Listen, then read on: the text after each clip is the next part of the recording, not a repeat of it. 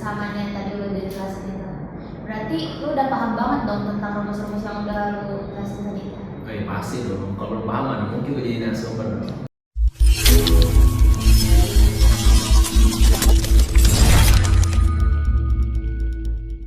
Halo semua, di podcast kita kali ini kita akan membahas tentang klasifikasi naive Bayes.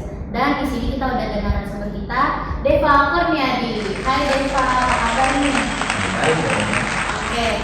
Nah, kan tadi kan kabar lu kan baik nih Dev. Nah, kita langsung aja nih ke topik yang mau kita bahas.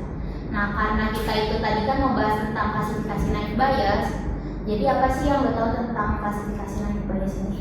Oke, tentang klasifikasi naive Bayes ya. Mungkin awal-awal kita harus bahas dulu definisinya nih.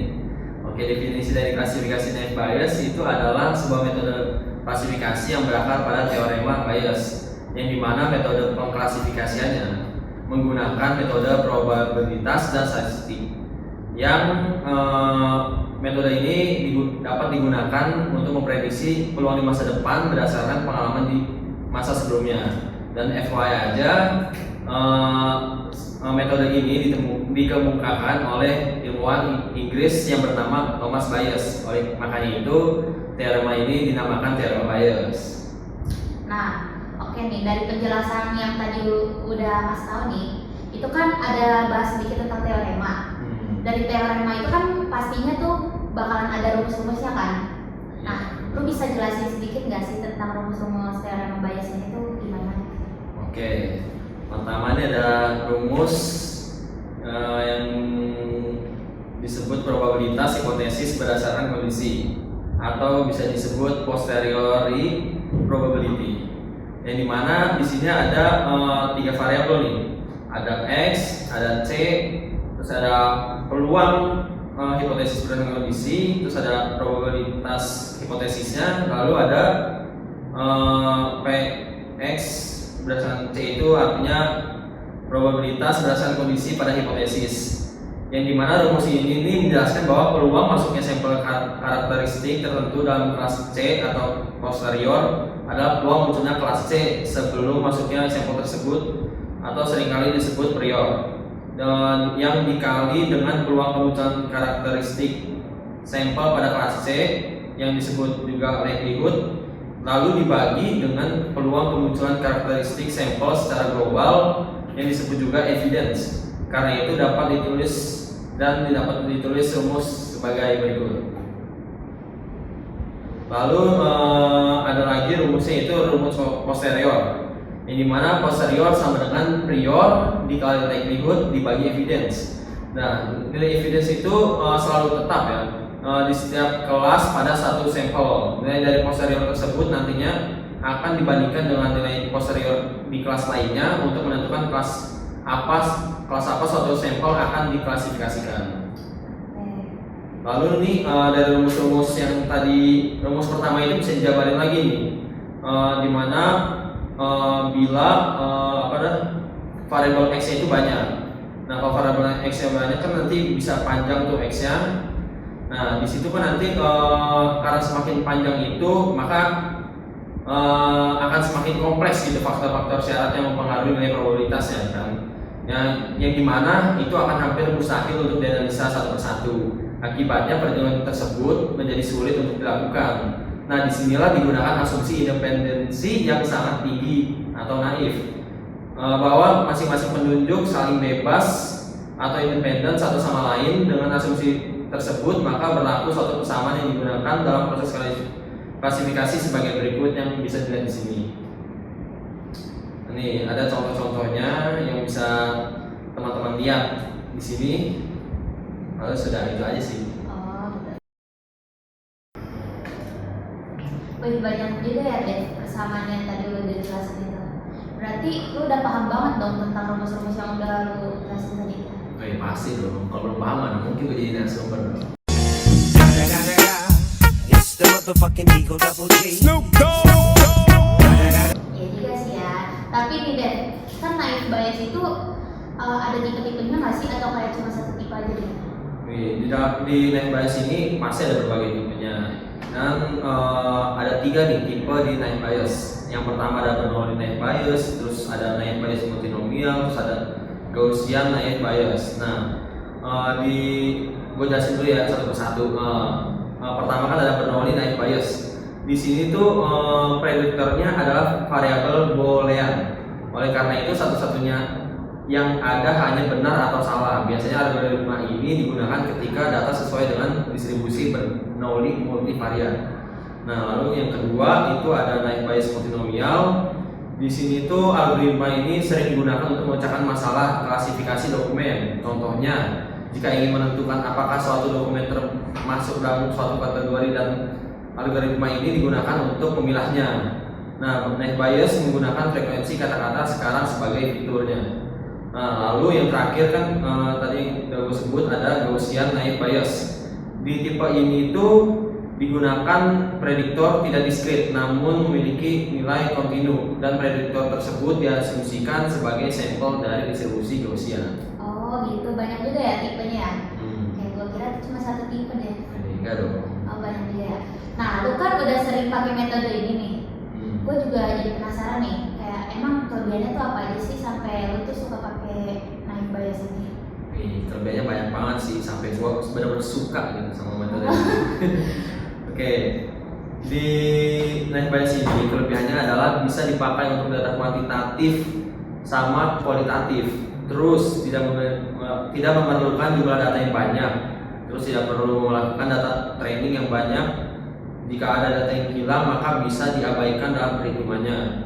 Nah, perhitungannya itu cepat dan efisien. Terus mudah dipahamin, mudah dibuat pengklasifikasian dokumen, bisa dipersonalisasi, terus bisa disesuaikan dengan kebutuhan setiap orangnya.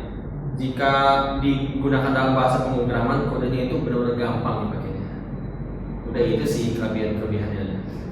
Banyak juga ya dari kelebihannya ya. Tapi kan nih segala sesuatunya tuh kan pasti ada kelebihan, ada kekurangannya juga nih. Kalau misalnya kekurangan dari metode ini tuh apa sih? Iya. Di naive Bayes ini ya pasti lah ada kekurangannya. Pas gue pakai, wah gue nyadar nih kayak ada beberapa gitu kekurangan dari naive Bayes ini. Pertama itu apabila probabilitas yang kondisionalnya 0, maka probabilitas prediksinya tuh pasti 0 juga. Itu kekurangannya tuh. Terus asumsi bahwa masing-masing variabel independen membuat berkurangnya akurasi karena biasanya ada korelasi antara variabel yang satu dengan variabel yang lain. Terus yang ketiga itu keakuratannya tidak bisa diukur menggunakan satu probabilitas saja, butuh bukti-bukti lain untuk membuktikannya. Terus selanjutnya itu dalam membuat keputusan diperlukan pengetahuan awal atau pengetahuan mengenai masa sebelumnya, dan keberhasilannya sangat bergantung pada pengetahuan awal tersebut. Banyak celah yang bisa mengurangi efektivitasnya. Terus yang terakhir sih menurut gua ada dirancang untuk naive Bayes ini tuh dirancang untuk mendeteksi kata-kata saja, tidak bisa berupa gambar. Jadi kalau ada gambar-gambar tuh ya udah metode ini kurang bisa digunakan. Oh gitu. Berarti kayak walaupun kelebihannya itu tadi banyak, tapi kekurangannya juga ada juga lah ya buat metode ini. Iya. Nah dari kelebihan sama kekurangan yang tadi lu udah kasih tau itu, yang banyak itu tuh, jadi tuh manfaatnya buat kita kalau misalnya kita pakai algoritma naive Bayes ini tuh apa aja sih, bisa dijelasin nggak sih? Banyak sih naive Bayes ini bisa dimanfaatkan di berbagai aspek kehidupan, yaitu ada real time prediction, terus bisa digunakan sebagai multi-class prediction yang dimana naive Bayes ini dapat memprediksi probabilitas beberapa kelas variabel target. Lalu bisa dimanfaatkan sebagai text classification. Selain itu naive Bayes ini juga sering digunakan untuk text classification ini karena memiliki tingkat keberhasilan yang lebih tinggi dibanding algoritma yang lainnya.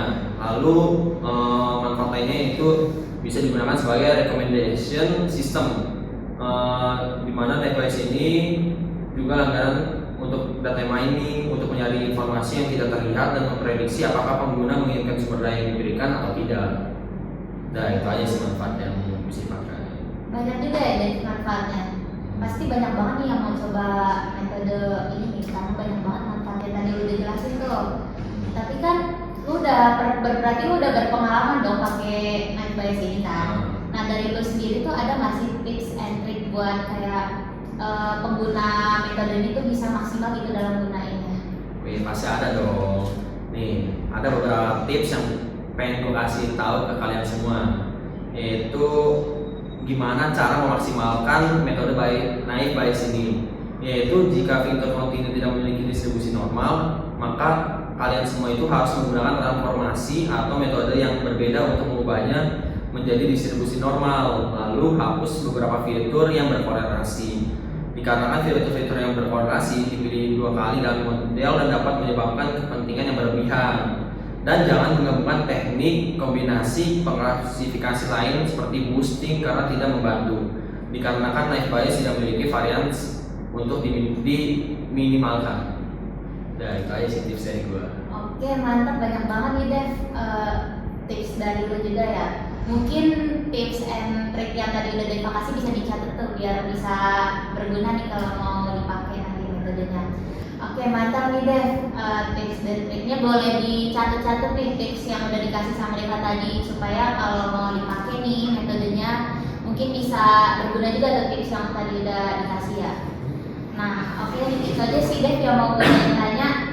Banyak banget nih ilmu yang bisa kita dapetin ya dari narasumber kita kali ini. Oke, makasih nih Deva buat waktunya. Mungkin untuk terakhir nih, boleh dong kasih pesan-pesan sedikit buat yang nonton video ini. Waduh, pesan-pesan yang buat penonton. Mungkin ini aja sih dari gua. Untuk kalian semua yang nonton, pasti kan kalian ada keinginan nih buat nyoba-nyoba. Nah, dalam pengalaman gua, pasti kalau dalam hal pertama kali kita nyoba pasti ada berbagai kesulitan yang bakal kita hadapin. Nah, pesan gua untuk kalian semua, ketika kalian menghadapi kesulitan itu jangan menyerah, tetap semangat, terus coba-coba terus sampai akhirnya kalian bisa jago dalam mengoptimalkan metode ini sehingga bisa bermanfaat untuk kehidupan kalian semua. Udah itu aja sih pesan dari gua. Oke, mantap, keren banget ini. Oke, sekali lagi thank you Deva udah mau main ke video ini, udah ngasih informasi yang bermanfaat banget juga nih buat gua sama penonton juga di sini. Dan makasih juga buat yang udah nonton video ini. Kalau kalian ada pertanyaan silahkan tanya di kolom komentar karena kami memberikan jawaban bukan harapan. Oke, see you next video, bye. Bye.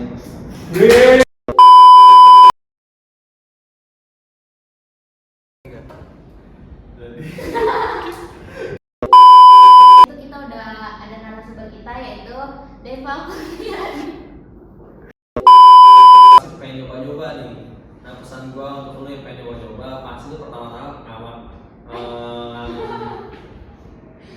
ngalamin kesulitan itu lah. Nah, di saat ada kesulitan itu, gua mohon ke lu semua jangan menyerah. Keep trying. Keep apa gitu?